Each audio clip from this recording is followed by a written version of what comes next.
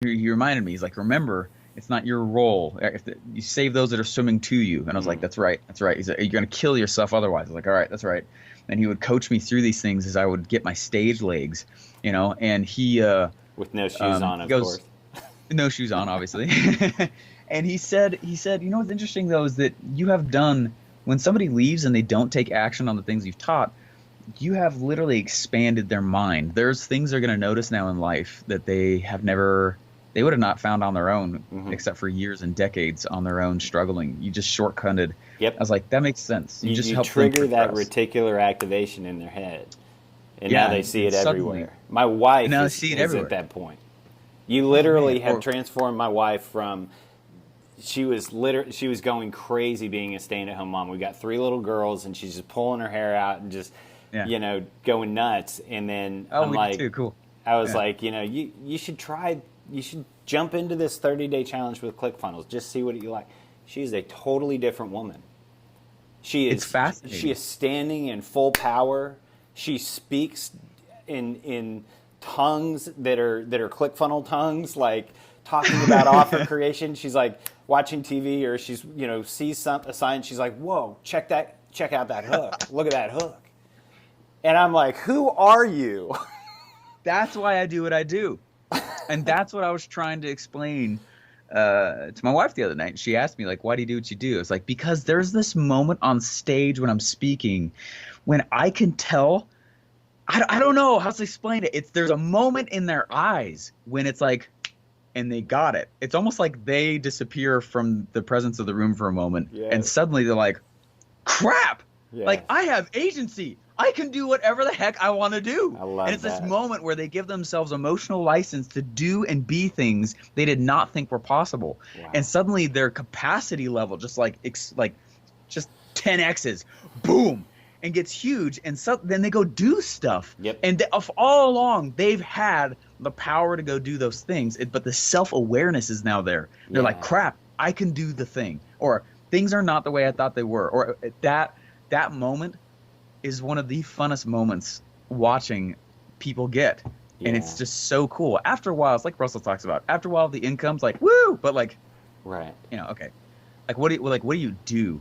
I believe that my gift, my unique ability is taking complex patterns and making them simple and digestible for people to understand.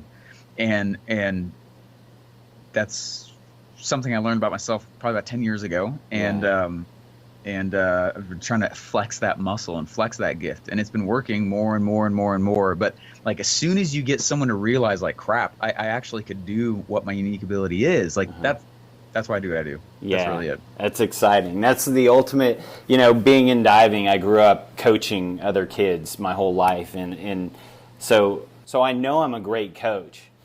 And I know that there's like something in there that I need to be putting together inside of my business in a coaching format. I'm just like stuck, I'm just like, I don't know if I'm in my head too much or what, but that would part of the be, game. yeah, because these are complex issues. I mean, I deal in the 2 things that nobody wants to talk about: death and taxes. That's my job. Death and taxes. That's what I talk about. How do you make that sexy? Or how do you spin that to where it's enticing and fun and they want to go do it, See who's making the most money in the industry, and I bet that's what they've been doing. They found a way to make that message sexy. That's why everyone knows their name. It's the challenges. It's the guys like Dave Ramsey and that are actually, in my opinion, leading people the wrong way. Me too. It's all good. Sorry, Dave. I love Dave to death. He's done a lot of good work, but he doesn't practice what he preaches. He actually does the trust and foundation structure. Go ahead, sorry. Yeah, there was a guy we were building this funnel for, and it was a self-defense guy. And he's the man, absolute man. But the only strategy we could use to get people to buy was like these fear-based emotions. Yeah. What are you going to do when you're walking down the street, someone attacks you, right? He's selling self-defense. And like, protect yourself from the IRS, Yeah, and that's straight. I mean, that's totally how Dave Ramsey does as well. It's very fear-based sales messages. And like, I wanted to choose. I'm not telling you to get out of the business, but I wanted to choose businesses where that wasn't the message that I had to go. use in order to Right. sell. But there are people though, and if someone's listening to this like, crap, I realize I sell pain, not pleasure. There's people who found a way to spin it, and that's what you'll have to go figure out. Yeah. But what's fascinating is you said something earlier is that in the game is expansion, capacity. That's it. Right. That's what Warrior is all about. Is how do you increase your capacity and expand into the man you're supposed to become to actually pull off what you want to pull off.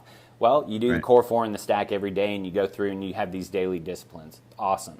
But you touched on something that was different. It was this click aha moment that creates that space and expansion and capacity for people to do more.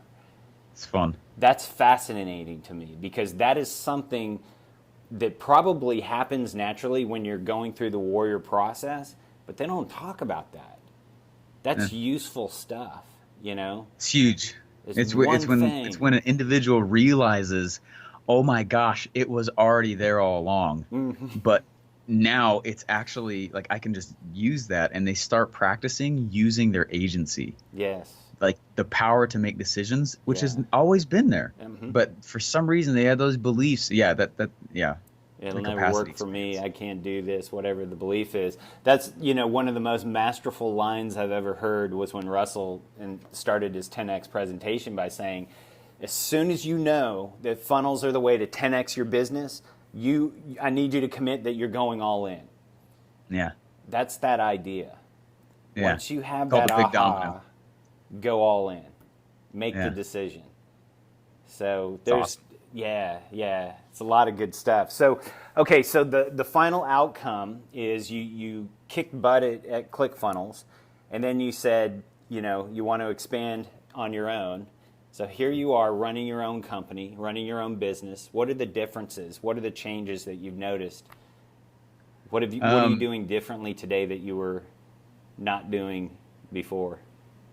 Just letting you know, I got my next interview in 5 minutes here, sorry. so I'll go fast. Sure. But so I've got as far as the difference between leaving and working for somebody else is, I don't know how to say it. It's freaking huge.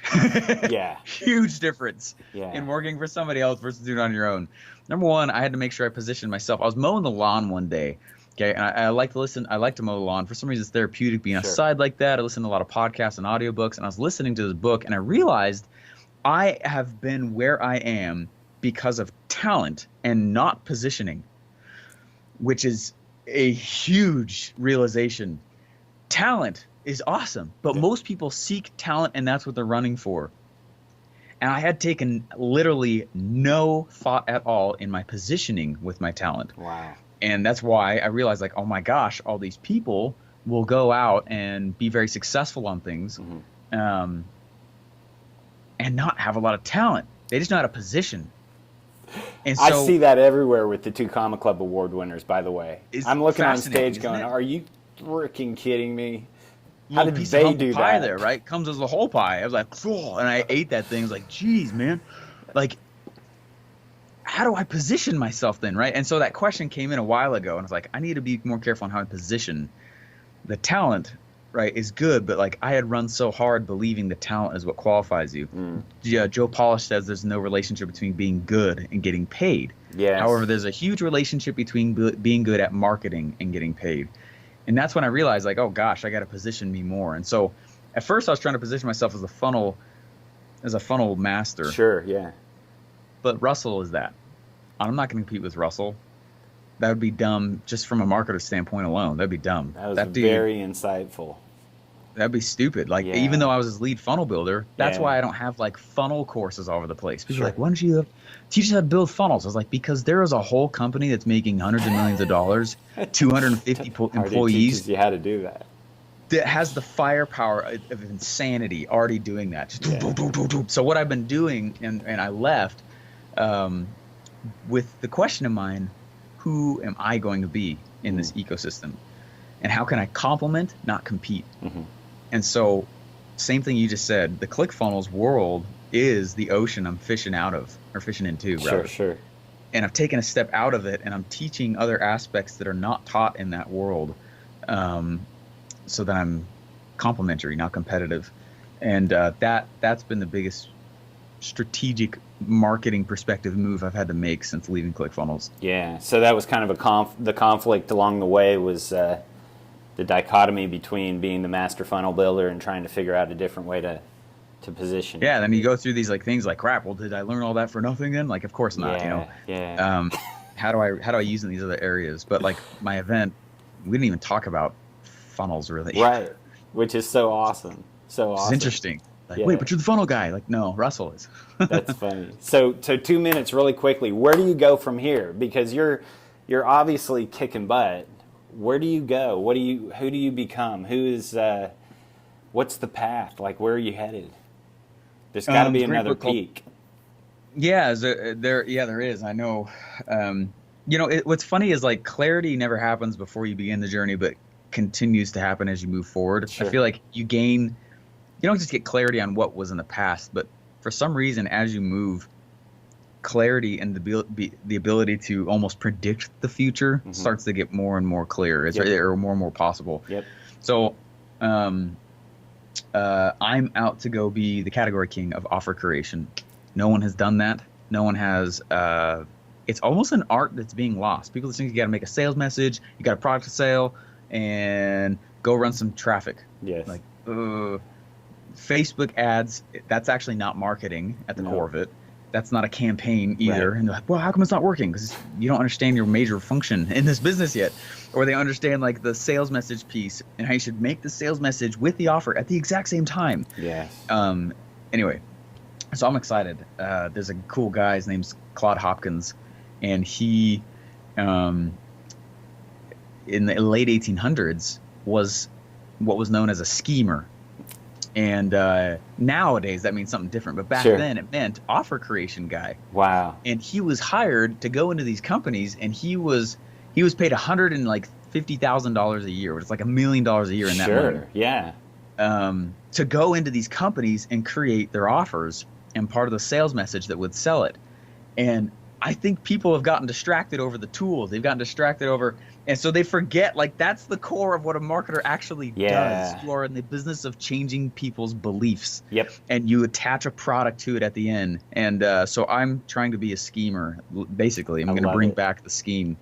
That's what I'm doing. I love it. I love it. Yeah, I got stuck in that trap. I've spent tens of thousands of dollars, with guys that are in the 2 Comma Club trying to build out funnels and, thinking that I could outsource that piece, but they don't know what you just said. They're not masters of the offer creation, and they're not That's masters really the of funnel, linking not the pages. Yeah.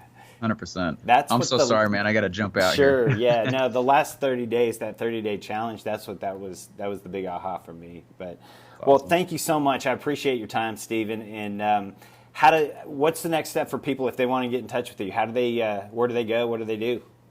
Most people get distracted by the creation of the product rather than how to sell the product. So I created this cool program called Affiliate Outrage.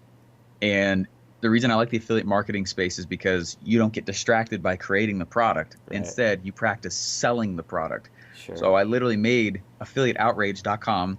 Affiliate Outrage is all about how to actually go sell and practice marketing skills on someone else's thing.